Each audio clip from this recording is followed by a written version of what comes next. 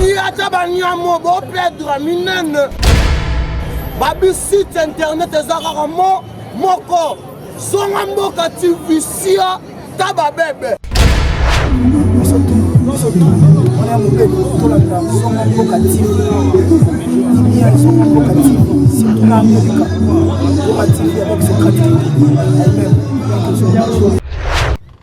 Oh, bonjour, bonsoir, téléspectateurs, nous sommes dans la zone Amora TV. Oh, les gens nous va combattant au combattant States, ne boyo donc au moment pékisi mamba concert, il y a héritier n'a fait n'a fallu pour pas na Europe donc na habité va se présenter plutôt développeur au point ni babu ya concert et bété pourtant oh artiste c'est ba sara musana bon papa vous se présenter s'il vous plaît. Oui, ngai combo Jeff Kadima na fanda na Champagne. États-Unis ouais. Oui, États-Unis. Papa, vous se présenter. Oui, Patrick Mabéa, je suis là, Champagne, États-Unis. Ok, papa, vous se présenter. Isaac Moukadi, USA Champagne. United States, c'est bon. Neka na ba ki ba combattant ya state basili qui va fâcher parce que ba pekisa ma ba concert mais ba misi na biso to éviter ce bango yo kate ubezaka ki teti na éviter mais papa les concerts a fallu na ba héritier za bientôt là na éviter obini ni plan maman papa. Ouais, pour ngai raison na opesa concert beta maté ezak par rapport à où s'est passé na mboka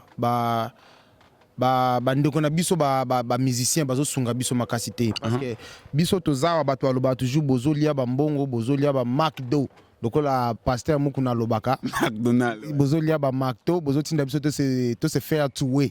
Bon premier argument eza penza wana ba musicien bazo sunga biso makasi te bazo sunga biso ata mukete tozawa tozosalaka bakayu tozosacrifier bapongi tozotindaka bandeko baza na Afrique mbongo ba pona ko vivre ozomona bazo souffrir penza mais héritier azoya en États-Unis mbongo il fallait totindela ndeko azo souffrir na kin mais bandeko na biso mususu bazo accepter kotinda mbongo wana kokota concert ya héritier envoiement bosa ele barbecue héritier azovoiement mais nos frères ou bazo soboma na Goma tozo salela bango nini. Mais au moins, papa, ça affaire na business na il est aux et puis aux affaires personnelles. Au moins, que les personnes musiciens va faire na pourquoi est-ce que vous se focaliser quand même au Italie binoté aux amam na musique so concert oui so été Italie était au moins il y a forcé te mutation ba billet. Oui, azo forcé te mutation ba billet mais biso na biso ba congolais premièrement toza unité.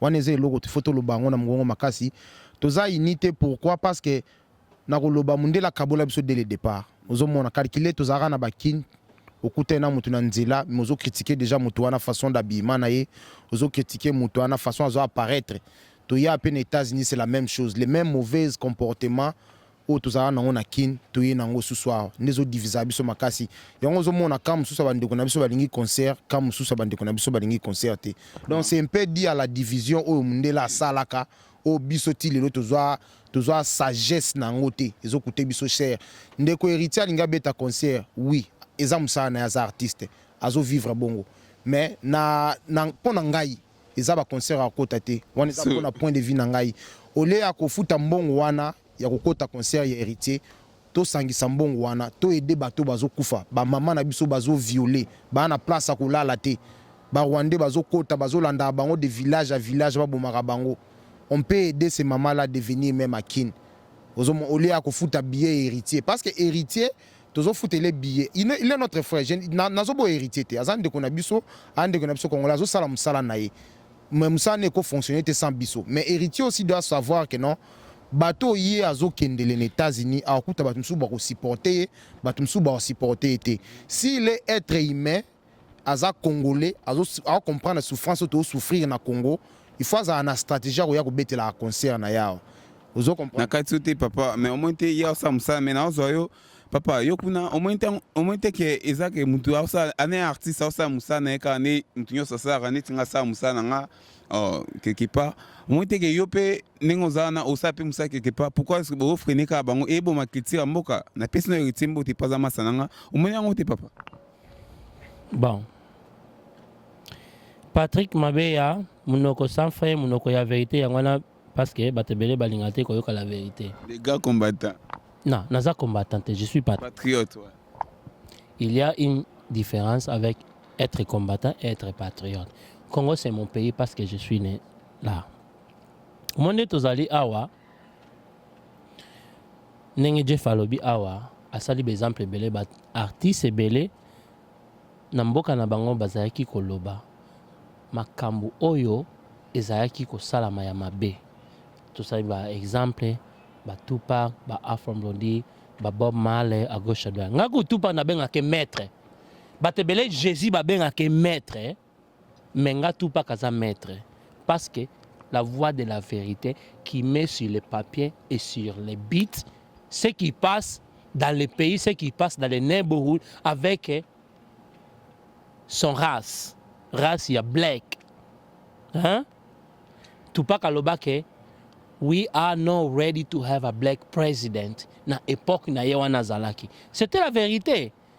Now we had a black president, là déjà Kendaki. C'était après. Pour te dire que ba musicien na biso oyo ba tebele bazako supporter. Bazako yemba mabe ya mboka te. Ouais, na kati yote mais ce qui est l'existe les gars na PCP ba moto za masananga mutunanga tout cela bien. Au moins te que ne les gars limba trop pour na patrie na ce qui est qui est au beta concert na porte bongo tous les rangs. Musicien nyonso oza ko beta concert na poto que ça soit en Europe ou bien en Amérique et qu'il est en train de chanter ce qui passe de mauvais dans son pays. Ndenge batu bazako kufa, ndenge ba mama zako violer, ndenge batu bazako souffrir. Moi, si j'ai $5, na kokende na futi bien na koti. OK, merci vraiment Azur. Mutu moko akosa yo te. Nga je naza pour la musique congolaise, je ne suis pas naza neti moitié. Parce que culture nanga mélangé. Je suis congolais, naza américain, naza italien, naza européen, tout ce que tu veux. Naza ne balba agglomération. Beaucoup de cultures mettent ensemble dans 20 personnes. Aux hommes. Donc, comme je suis là, si il y a quelqu'un et que Moutoana Azako Belela, Azako Yemba, Azako Lela, Mabe Oyo, Ezako Sama na mboka na ye, Batunaye Bazako Kufa, Batunaye Bazako souffrir. Pourquoi pas je vais le soutenir? Je vais faire ça. Si même j'ai $50, $100 et que conseil na Ezobetason na Manhattan, n'a la possibilité d'aller là-bas, je vais le faire. Mon gars n'a jamais fout habillé à musicien moko ou à soutenir Kabila, Aïbi peuple ya Aïbi voix ya peuple, na l'élection ou à Ganyaki te, ya Chicha Ganyaki, ba musicien ba Kofi ba na ba kebe la kuna ba ke ko yembele mu Kongo ya Koba soki manini, nga siko après ça na ke ne ko $5 na ke futa ko conseil na ke ko ta so conseil ya Kofi bene, mais tu te trompes. Donc Blaise nous dit la Hollande, mais mon frère vous êtes d'accord, n'engé mboka mswe qui est bon politique et démarrer bien tes toujours qui est na ba shit point nini bon papa vous avez un concert au PS c'était un advice mon rôle pour na propre.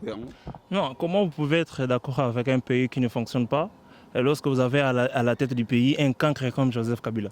Comment est-ce que c'est votre président quand même? Oui, c'est ton président parce que toi tu l'appelles le président. Moi je l'appelle un cancre parce qu'il ne comprend pas ce qu'il fait. Êtes-vous congolais? Moi je suis congolais. Mais on a étudié, on a la tête qui fonctionne. Ouais. Mais lui, il est quoi lui? Sa tête fonctionne ou bien ça ne fonctionne pas? Lorsque tu constates que ta population ne mange pas, ta population souffre, mais qu'est-ce que toi tu fais en tant que président?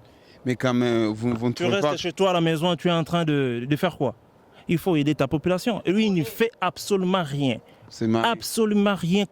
Je ne sais même pas qu'est-ce qu'il fait. Êtes-vous sûr vraiment? Je suis sûr à 100%. Parce que nous avons étudié, nous connaissons le management. Ça, ouais. Vous savez, un père, lorsqu'il a une famille, qu'est-ce qu'il fait? Il sait le nombre des enfants qu'il a, il sait la femme qu'il a, il sait les dépenses qu'il doit, il sait les dépenses qu'il doit faire. Ouais. Il sait calculer, il sait planifier. Ouais. Mais un président comme Joseph Kabila, lorsqu'on lui pose la question, tu as combien de population? Il dit je ne sais pas. Mais un président peut répondre comme ça? Un président ne peut pas répondre, il ne peut pas répondre que je ne connais pas le nombre de la population. C'est faux. Comment un président, comment un père de famille, lorsqu'on lui pose la question, combien d'enfants as-tu? Tu dis, je ne sais pas. Pouvez-vous vous adresser aux téléspectateurs qui nous suivent? Oui. Comment pourrez-vous planifier? Parce que lorsque vous savez le nombre des enfants que vous avez, vous savez les dépenses que vous allez engager. Ouais, c'est ça, ouais. Mais si vous ne savez pas les nombres, vous pouvez vous dire que non, j'achète des pains. Lorsque vous arrivez avec des pains, vous vous rendez compte qu'il y a 4 enfants. Ouais. Mais qu'est-ce que vous faites? Vous allez morceler les pains? Non. Il faut savoir les nombres. Vous ne trouvez pas que c'est quand même un procès, mais il est aussi dirigé par d'autres institutions ou d'autres personnes qui est derrière le président Kabila? Oui, là on comprend que c'est un Rwandais. C'est un Rwandais, il est manipulé par ce type-là. Je pense que c'est Kagame qui les manipule. Mais comment est-ce que... Je pense que c'est Kagame qui les manipule parce que si toi tu es un parent, tu es chez toi à la maison, mais tu as un autre parent qui te manipule. Mais c'est quoi ça? Mais comment, Tu n'es pas responsable. comment pouvez-vous accepter un Rwandais diriger votre pays? Vous ne trouvez pas que c'est vous qui êtes bête? Non, Bête, excusez-moi. C'est pas parce qu'on est bête. C'est parce que je ne sais pas qu'est-ce qu'il y a avec le Congolais. Un Congolais n'aime pas son propre frère congolais. Comment ça? Parce que nous avons des gars comme des Mendy. On se pose la question, c'est un Congolais ou bien c'est pas un Congolais? Il est un sorcier ou bien c'est un humain? Comment toi tu peux faire un deal avec un Rwandais? Tu es là et puis tu es à l'aise dans ton propre pays. Lorsqu'on massacre ta population, tu es en train de dire que non, ce sont des vauriens. Non, ça c'est fou ça. Hein? C'est fou. Vous avez des gens comme les Bochab. Vous avez des gens comme les Bochab. Il s'est dit je suis Congolais. Mais tu es Congolais, comment tu peux deal avec un Rwandais? Et lorsqu'on tue ta population, parce qu'on tue une personne comme Bochab qui organise les massacres en Bujimaï pour tuer ses propres frères. Mais il est là, il est à l'aise. C'est incroyable. Ils attendent que les Américains fassent une enquête ici pour faire une enquête. Lorsqu'on publie l'enquête pour dire que non, c'est l'affaire de Mukemona Nsapu, truc comme ça. Lorsque les Américains font l'enquête, c'est alors qu'ils prennent des décisions pour dire que non, patati patata. Non, c'est fou. Je pense qu'Eric Mukendi n'est pas d'accord avec toi, mais quand même, c'est quand même... Eric Mukendi, il est complètement d'accord avec moi parce que c'est un Congolais. Il n'est pas un étranger. Même Zobozier avec moi. Il partage cet avis parce que lui aussi, les Congolais, il a le sang des Congolais. Ah bon? Il a le sang des Congolais. Mais comptez-vous un jour retourner au pays, investir au pays, aider aussi les autres, hein, et puis changer la vie des gens, hein, peut-être la famille ou je ne sais pas moi? Évidemment. Nous n'avons pas étudié pour rien au Congo. Le Congo a investi en nous. Parce qu'on a fait l'université. Les Congos ont investi. Mais il y a un problème avec la migration. Vous savez, la migration, c'est compliqué. La notion de la migration, c'est quoi? Lorsqu'une personne se déplace d'un milieu à un autre, il tisse des relations. Lorsqu'il tisse des relations, il a des amis, il a des frères, il a le travail. Peut-être il fait 10 ans ici, les amis qu'il avait laissés au pays ne sont plus. Il ne sait plus retourner. Lorsqu'il rentre au pays, il est isolé, il est seul. Moi, j'ai fait 10 ans à l'université de Kinshasa. J'étais à Kinshasa. Mais c'était difficile pour moi de retourner chez moi parce que moi, je viens de la province du Bas-Congo. C'était difficile de retourner là-bas. Mon père, quelquefois, se disait, mais pourquoi quand vous terminez, vous ne retournez pas? Mais ça devient compliqué parce que je n'ai plus rien. Lorsque je retourne chez moi à la maison, je suis à la maison. C'est ennuyant. Mais trouvez-vous pas que c'est ennuyant? Mais de toutes les façons, nous allons retourner parce que nous sommes ici. On acquiert on apprend, on a d'autres intelligences. Nous avons d'autres intelligences, on observe. On se dit, oh, ça, si je ramène ça dans mon pays, ça peut aller. Mais il y a un problème avec ces pays-là lorsqu'on parle d'une personne comme Kabila. Vous pouvez avoir l'argent aujourd'hui. Vous allez investir au Congo. Après-demain, c'est un monsieur comme Kabila qui vient au pouvoir. Il détruit tout. Mais tu perds l'argent. Pouvez-vous me dire qu'est-ce qui est à la base de votre haine envers le président Kabila qui est mon président? Parce que je suis toujours congolais malgré... Oui, voilà. Moi, je n'ai pas la haine contre lui. Mais c'est la mauvaise gouvernance, tu vois. C'est la mauvaise gouvernance qui fait très mal. Imaginez, on tue des milliards de Congolais, mais un président qui ne parle pas. Mais ici, quand on tue un Américain, le président, il parle. Mais pourquoi il ne parle pas? Parce qu'on comprend que pour lui, les Congolais, c'est pas son affaire. Mais vous ne trouvez pas que c'est l'Afrique? C'est l'Afrique parce que en Afrique, c'est toujours comme ça, même en Côte d'Ivoire ou, je ne sais pas moi, au Nigeria, c'est toujours comme ça. Les présidents africains, ça veut dire que lorsqu'il arrive au pouvoir, c'est un royaume. Mais c'est ça l'Afrique. C'est ça l'Afrique.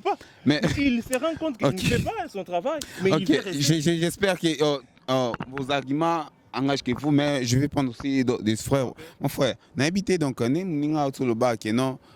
Parce que Kabila a manipulé tout ça. Est-ce que vous êtes d'accord avec l'argument?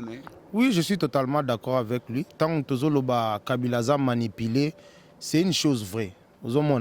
C'est une chose vraie parce que Naroloba, et si quand on commis l'élo, c'est comme beaucoup commis l'élo, mon cher Socrate, c'est à cause des musées. Nabanda ko tcha petit nanga Eric Tembe banda kala, mais n'a ko réaliser en l'élo. nakolobeza musée pourquoi parce que musée alakisa biso bana na été. Comment ça? Musée alakisa biso peuple bana na été. Obama était président. Obama alakisa biso tous les défis na ye. Bush a été président. Alakisa biso George. Mais na katote Jeff, mon frère, au moins que na biographie soko na Wikipédia ou na habité moi quoi.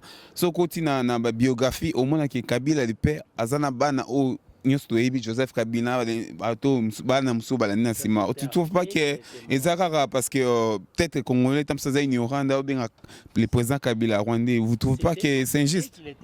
Mais une chose il faut que Wikipédia est fait par un être humain, non?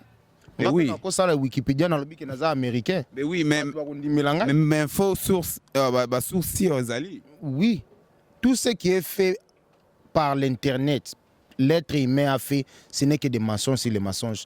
Tout ça na Facebook. Moi na mutafa na championnat na Facebook na lobby na fana na Chicago. Yo mutaki no yebande. Ah oui, bâti. Oui, c'est la même chose avec Hippolyte parce que c'est ça son nom. Papa, au bien Hippolyte président de la République, ozo gérer la constitution nyonso papa. Au moins te que ozo manquer respect ba congolais au bazana toujours na passeport congolais pouvoir vivre malgré famine, malgré banzala au bat nyonso ba. Au moins ngote, hein? Na bi ke chimanga mukonza baluba chimanga Holanda yo Sébastien, Holanda na mitso mais oza au moins te que oza à côté. Oui, naza à côté te ataye moko ndeko nanga chimanga e bien na lobela ke loko air nyonso. Ata après entraînement na esa kandeko na ngana air nyonso ke non batu na biso bazana kinwana bazo souffrir à cause de ça ozomon à cause ya ignorance parce que batu mingi na kin ba ebite mutana uta la majorité connaît mais moi ba s'exprimer le la bisoté bisoto a chance à s'exprimer parce qu'on est loin lelo hotel mobengi mutakino bani makamba politique téléphone ekati otuni o ezo le kanenge ni kuna téléphone ekati ozomona parce que ozo tchaye na menace ozo tchaye na danger moko boye oyo ye moko déjà ayebi donc azo kima yango ozo mon OK na katute mon frère na suka pena ozo au moins ngote ke ezaka tamsusu gouvernance tamsusu bato bazane na simande tamsusu ba ma gérance nezo ki na côté wana mais mon ngote ke eza bien soki otangi pe côté aussi c'est classe OK tamsusu un jour vous appelez président de la République un jour vous changer pe pays na ko aider pe bato mususu na ba province mususu ezanga mai banzelo za buka ko aider bango pe au moins ngote hein papa na lobby boy. Tu sais que j'ai une amie na Congo azana des licences moko na économie moko na finance. Elle est partie appliquer pour le travail. Tu sais ce qu'ils l'ont demandé? Est-ce que ça m'a tapé perdre? Comment ça? Oh, comment ça pour comment? Bah tout n'est place na musala côté accueilli ko appliquer. Bah tout n'est est-ce que ça m'a tapé perdre? Qui t'a recommandé? Recommandé peut-être que ça tam sous société ou compagnon ils dirigé dans muto parti wana politique peut perdre. Yo yebisanga quel est le pays oh lelo OK ko appliquer ba est-ce que ça m'a Trump, ça m'a Obama qui t'a recommandé? Yo monango wapi? Na éviter peut-être un personnel na peut-être na office na bureau. Oh bien on c'était une banque. Yo yebisanga banque ni na ngona mukili oyo neti biso tuza ana crédit union ba ke tout non. Est-ce que ça m'a Bam ou ça m'a Obama ou bien ça m'a Trump qui t'a recommandé? Yo monango wapi? C'était peu mon faut taper ba peut-être pour ne ba Holanda yo donc na PCP ba félicitations na petite sœur na Mozet Maka pour na graduation nae na ebike chimchima mukonza luba Holanda na minute donc na ebité papa na d'accord na yo penzati parce que ça argument non mais papa na ebité mende azoba mingi pour na mambango na ebité est-ce que mamna alobara osasi kiza ba info source mon boy a vrai. Patrick Mabé à la voix de la vérité, Mounoko sans frein, Mounoko et bang et logo. Moi je vais te dire ceci. Mende wana soki kabila longo biso toko lapide na mabanga. Toko tche sur la croix comme Jésus. Collation aye petit déjeuner igozala sans congolais bakoleka ana na mabanga, babambie sa mabanga. Avandi na tu moye essuyer et tumbier déjeuner 50 batu balekia babambie sous mabanga. Avandi sous moye essuyer les ego kita. Pour les dîner, 100 personnes baye sous babamien na mabanga. Mais quand même, c'est un Congolais. Pourquoi vous lapidez le coup l'année balapida qui général Kadhafi? Moi, tu sais que Isa kozanga bomoto na kati pona osamu tu mabia bon. Akolo banae auto loba oko concernant le côté mais tant que Zaka agreement na plutôt. Moi nité. Na ligne koloba boy. Muntu oaza na souci ya peuple na ye oaza kokufa tous les jours. Muntu oaza na souci na ye ya ba mama ya pa. Mende wana comme il est là, il est déjà côté na qui sortait net ya Kabila à gauche à droite donc il meurt 50, 100, 200, 300 bateaux bakoufi pour na journée moko. Pour lui ça veut dire rien parce qu'il a recevoir Mbongo et pas ya Kabila. Pas seulement lui. Batebele bazali wana en tour. Bakota déjà na sorcellerie na kindokiana oyo ba neki maître naza ko répéter neti maître là na lobaka maître naza ko yipsa Tupac Amaru Shakur na benga ke maître parce que quand il chante il est en train de dénoncer de dire la vérité de ce qui se passe avec sa population. Quand je dis sa population naza ko référer na ba African American black people in this country. Là où ils sont massacrés, ils sont violés, baminde bazo sala nyonso o balingi donnons ezalite la même chose qu'il est en train de passer avec Mende oyo azako kosa bato azako kosa population azako kosa gauche à droite quand il y a des meurtres il y a bato bazako souffrir il y a bato quand il y a ces choses-là et que tu vois quelqu'un ou azako kosa population ba mona c'est qu'il est en train de dire la vérité ça veut dire que la personne a azana monde occulte azana kindoki azana makambo ebele. Maintenant nabi kolingo longa mi comme je vais te supplier de me laisser parler. Ce que je suis en train de dire c'est ça. Toya ana mukili oyo nyoso nyese za natanango menda ko ikokosa la population comme il veut des ako vivre éternellement batu nyoso mukili bayaka mobuta la kaka azakana avant lui il est où? Tonton Blaise Zigundi la wala na ki ozama na kanda mais na ko passer pe miko na frère na nga mususu et puis na ki papa concert zo beta le vende à papa bino bo telemelika ke concert beta te mo te ke bozanka bo moto. Mais mon cher Patrick Awa lobi déjà likambu ya concert ceux qui ba musicien na biso ba yawa pour ba beta ba musique ya makambo eleka na mboka et la musique là doit être diffusée là-bas au Congo. Nous là on est d'accord. Là, on est d'accord. Là, on est totalement d'accord. Nakatote, na pesi héritier watana ba masana pesi bambote puis na pesa pe Lexis les gars puis masana tout ça bien. Lexis les gars aimba banzema bien oya edikama c'est la patrie. So boko permettre so ya robeta ne concert sans problème. Boko tele milité. Nga d'habitude naza penza na landaka musique congolaise, na landaka mon cher héritier, na landaka Fabregas tout ça na landaka bango. Ils sont mes frères, on a les mêmes sang congolais. Mais le problème est ça, il y a s'est passé dans Mboka, ils ne veulent pas dénoncer. Des problèmes nga naza nango yangwana. Mais monte ke baba innocent ils a faire na monte baba musicien bazo sala bazo pe sara valer na culture au lieu ba kota politique pour moni politique on so kotango ba assassiner zaka ba mambebele zaka ba ko lapido pour rien. Monte ke baza baba innocent. Si c'est ça le cas, nous tous nous sommes des innocents. Ceux qui bon obligé tous innocents. Mais alors pourquoi que ça va menace wana ke botika concert et betate et puis depuis banda ba mamango de nini ko bete mais la concert et là on peut te changer na Congo moi niteke bozo tourner rond eza na erreur moko bandeko na biso minga ba combattant bazo sala malgré héritier nga beta concert il y a une chose qu'on doit comprendre que héritier restera toujours notre frère a osala msala ne ya artiste alinga beta musique. Mais la chose est qu'il faut tout faire comprendre héritier que notre boyo bêta à cause de ça. Les autres to banda kolande héritier to bambaye mabanga to simbaye na nzoto pour aye awa parce que premièrement le lobby de konanga héritier za politicien té. C'est ça. Ouais. Là je suis totalement d'accord. Mais le biso to senga ba musicien na biso ba aider biso. Mais dis donc d'accord té na yo. Ouais, il faut ça d'accord na ngai. Il faut être totalement d'accord dans le côté à donner. C'est parce que et là, les Kanamboka, nos musiciens sont là. Bazo beta ba musique, basala ba répétition au Congo. Bisotoza, nous sommes informés sur YouTube, Facebook. Donc, ndeska toza ba information nyos. Mais ndeko héritier azoya na mboko information nya isa biso seulement.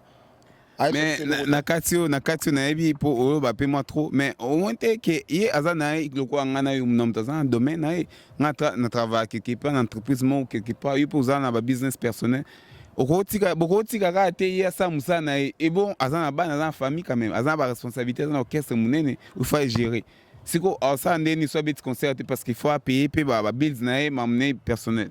Oui, ndeko héritier il faut beta baconcert apaye babills ne mais il peut le faire à Kin. À Kin ça business mais na Europe ça paye mieux quand même. Oui, là et comme escroquerie.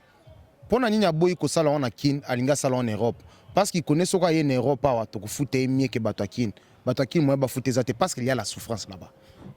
OK, na moni za argument mon frère. En tout cas, j'aimerais aussi te poser quelques questions. Vous êtes d'accord avec les concerts qui seront liés là-bas à Paris, hein, je pense bien. En Europe, là, vous êtes d'accord avec? Oui, mes frères ont déjà très bien parlé. Il y a un problème avec la musique congolaise. Parce que lorsque j'ai fait référence à Taboulé, j'ai fait référence aux anciens musiciens, lorsqu'ils chantaient, il y avait un message. Il y avait un message. Mais aujourd'hui, avec la nouvelle génération, là, on vous chante Fouengue. Fouengue, c'est quoi? Mais vous trouvez on vous chante Fouengue. Vous ne trouvez pas que c'est la culture congolaise? Aussi longtemps, on est en train de tuer la population. Mais pourquoi tu vas nous chanter Fouengue aussi longtemps? Fouengue, c'est quoi?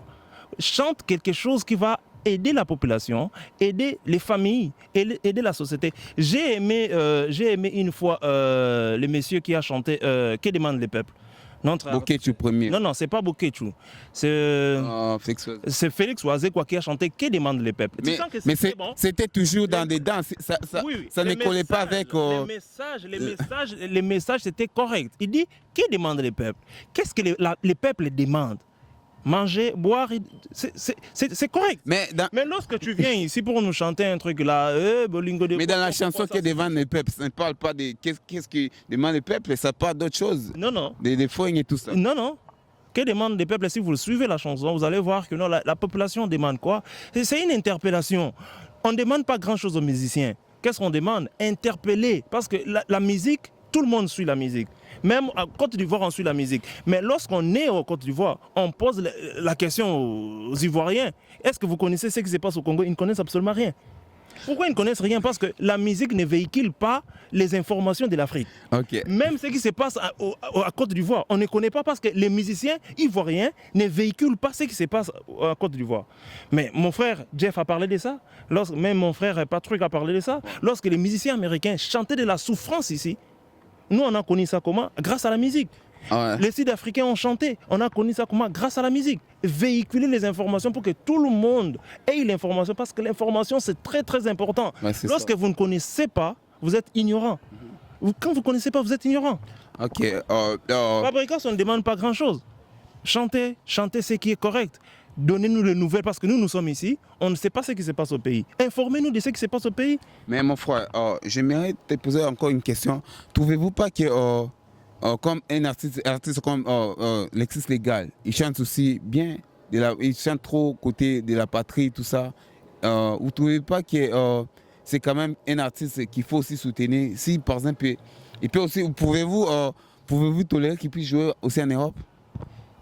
Oui, s'il contribue à véhiculer les messages du Congo, on n'est pas contre lui. S'il véhicule ces informations-là, on partage. On dit, OK, viens jouer, informe-nous de ce qui se passe au Congo.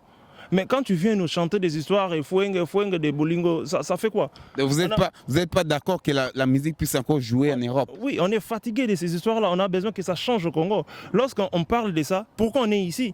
Toi, tu penses qu'on est content de rester ici? Non, on n'est pas content. Ouais. Parce qu'en Afrique, il y a beaucoup d'opportunités aussi. On n'est pas content de rester ici. Mais lorsqu'on reste ici, c'est parce que les conditions de vie là-bas n'est pas évident. Ouais.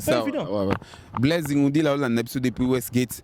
Nami qui est tout qui est dans le donc mon frère n'a habité conseil to advise na eu asuka pour to qui est dans assez ya rochité Charles Kalumba voiture bela na biso donc n'a habité au pesa avine ko za na ni pour na concert oebeta ma le 22 pour tous na conclusion na puis nos mon frère na suka. Premièrement mboka oyo tozali eza mboka ya freedom eza mboka ya liberté nyonso akosala eloko nyonso alingi oko stopper mutu te. Vous comprenez, mais eloko nga na kosenga bandeko na biso congolais tozala nanu na conscience wana ye eloko tozo sala. Oui, tozala bato musu bana posa concert betama. Bato musu bande ba aider ndeko na biso héritier aya parce qu'il est musicien, il joue une bonne musique. Oui, c'est bon. Mais tozo sala yango, est-ce qu'on a aidé les gens qui sont au pays? Parce que c'est ça qui me fait mal. Est-ce qu'on a aidé les gens qui sont au pays avant d'aider héritier qui est musicien? Héritier les lois Roya, Azu Bambon on a biso, à Kenaï. Mais au CPP la musique au Bini, le stress, tout ça. Oui, au CP la musique au Bini, Mozuno message té. Mais ça danse aux musique ni papa. Danse aux musique, il y a un lobit. Tout le monde a Martin Luther King Ayawa. Aloba I have a dream. Dream yango zaki nini un jour un président noir à Roya. Akufa. Batu babosa nango mais président. Ils ont une histoire, batu babosa nango, ils ont une histoire et Martin King tout ça bien. Parce que c'est un grand leader à Mokao. Mais na suka pe na katio papa parce que tout si na pe na suka tozo papa nabi advice na ya suka goza nini pour pas concert au beta en Europe les 22 j'espère falina retiro atana bi beta concert bobo ika beta bolina mboke za calme to ba beta na bango pas de problème. Avant de répondre na ligne kozonga na demande de tunaki mon frère Jeff. Toka ba Martin Luther King a dit I have a dream. Dream nezaki un jour tozana président noir mais akura bat babosa nango Obama président noir ayaki kobima. Na kata otepo batu babosa nango te ezana histoire batu nyoso ba eza koni. Oui, bien sûr. Yeye bisanga. Nazana $10. Nazana $10. Na futi ndaku, na futi fati ya mai, na futi fati ya OK mbang poto roshito shite. Fati ya courant. Nazana $10. $10 nana. Na ebi ata mutu na kinte. Bassociation beleza na otinde ata mama moko te azana na bana zo kukufa nzala. Azata na mikate te ya olesa bana pour déjeuner ngana ke futa $10 pona ke kosa conseil héritier na fali. Yebisa ngana. Te na moni toi autant que journaliste tu vas faire quoi? Non, en tout cas, en tout cas, on a une question. Mais tu as cité déjà. Tu as cité déjà. On a évité Charles Kalombo Batir Bézard dans Ibiso. Et puis, tu as cité. Mon frère, on peut ça message à Souka. Et puis, tant que ma banga na yo bateau linga batino ba soutenir kona ba ta passe hyper bien. Ouais, là nous allons penser à Jeff et puis je pense aussi à Eric. Je pense à Daniel. Je pense à toute la famille Kadima parce que c'est intéressant de vivre dans ces pays parce que, comme Jeff l'a dit, c'est un pays d'opportunités. Voilà. Et nous demandons juste à nos musiciens de comprendre que le Congo souffre, de participer aussi à la souffrance des Congolais. Lorsque les amis meurent, nous sommes ici, c'est pas erré quoi. Ok, c'est bon, mon foyer pour repérer ça. Mabanga na suka parce que na yebi kozana bato basoutenir ko makasi detinga bato basoutenir ora ba Charles Kalombo babé mambo donc international babé mambo na PSP Joel Keti en tout cas bambo te beli na kata ba Viloaye auti Dallas ayaki yeah bato basoutenir ngai bazali parce que balobaka okokoma na 10 te sans que oleka na 1 na kobana na koloba na frère nango aza Patrick Mabeya na kosenga merci beaucoup pour na basoutien mon petit frère propre Eric Kadima merci beaucoup. Mon petit frère propre Daniel Kazadi, merci beaucoup. Mon cousin Chims de tous les jours, Bolingo Belé pour na cousin nanga, merci beaucoup. Donc, Bat Nazala na bango bangwana, mon grand frère Isaac Wafani Pemenayo, merci beaucoup pour nos conseils. Donc, on est là, on cherche comment aider la population congolaise à souffrir na kin par les médias. Pour transmettre un message circuler parce que c'est la seule moyen de faire circuler où ils ont passé dans le pays. Nous savons que les musiciens il fallait ça là quoi. Ok, merci beaucoup en tout cas. C'était mis pour nous respecter l'invitation. Papa na souka pesa ba moti na bato ba soutenir kayo. Bon, na lingo pesa mbote na ba frère ba sœur nyoso bazali awa na Champagne et puis bandeko belé baza ko landa émission na yo na Kinshasa et partout dans le monde na linka ko yebsa ba OK. Donc bazala uni bazala dans le Seigneur bazala dans le Christ c'est parce que Dieu a solution à vie na biso nyoso donc voilà c'est. Merci beaucoup en tout cas pe pesa mbote na petite sœur na toujours ba féliciter belé na Mozette Makaya auto graduate azudea ba diplôme auto lukaka zwango déjà de merci beaucoup pour na diplôme wana et puis na pesa ba félicitations na ngai na bato nyonso ba graduaki na ba state donc merci beaucoup Charles Kalomba voti belé pour na soutien na yo na boki susu ndeko nanga wana mkonza baluba Chimchimanga na yebi ke ye aza donc kitoko donc bolanda episode toujours na Zonga Mboka TV na bosanité best of Africa Fush mama Lisette matembe la fraîche il y a déjà minzo mayebo to lingakana mbisa ya munene ezana ya ukauka kitoko toke kuna tosomba bango donc mingi alobi ate bola na site na no Zonga Mboka TV donc nayebi ke toi bien Eric Mokendi en tout cas merci beaucoup en tout cas bye à la prochaine bye